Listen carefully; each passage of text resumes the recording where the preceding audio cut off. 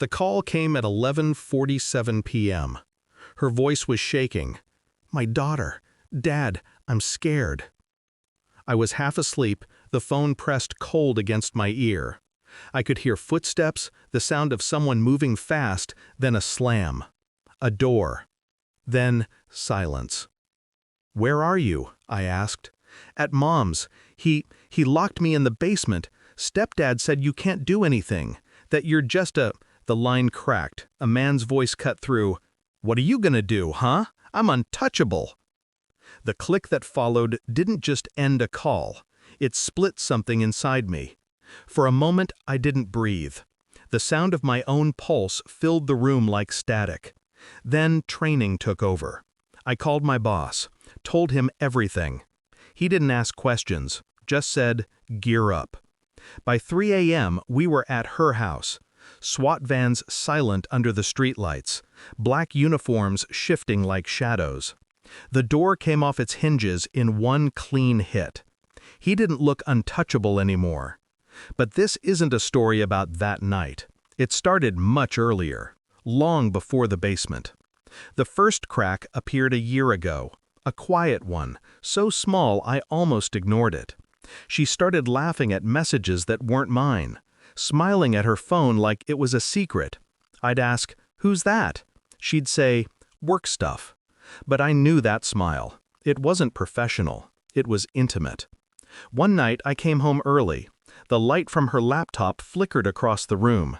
She closed it too fast, too guilty. When I asked again, she said, "You're paranoid." And I wanted to believe that. God, I wanted to. But when you've spent a decade as a cop, you learn to read silence. You learn that guilt doesn't always shout.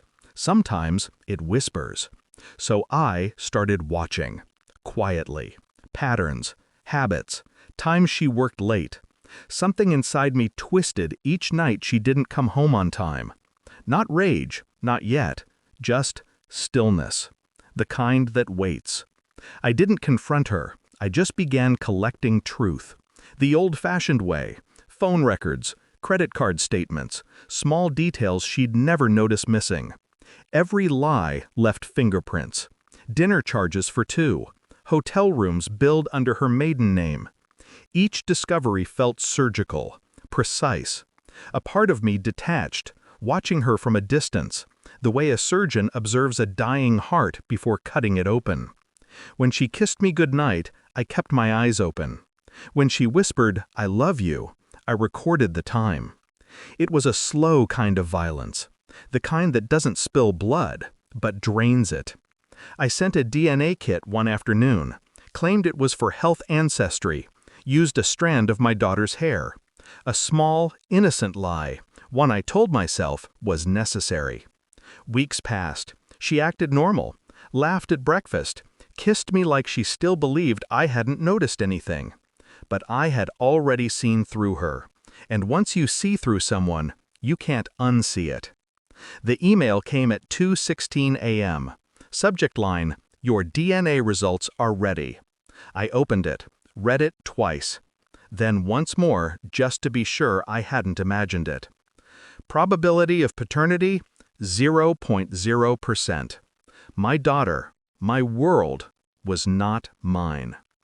I didn't move for a long time, just stared at the numbers until they blurred. Not crying, not shouting, just gone. Morning came. She woke to find me sitting at the table, coffee cold, DNA report printed beside me. She froze when she saw it. Didn't even try to deny it, just whispered, "I was going to tell you." "No," I said quietly. "You were never going to tell me."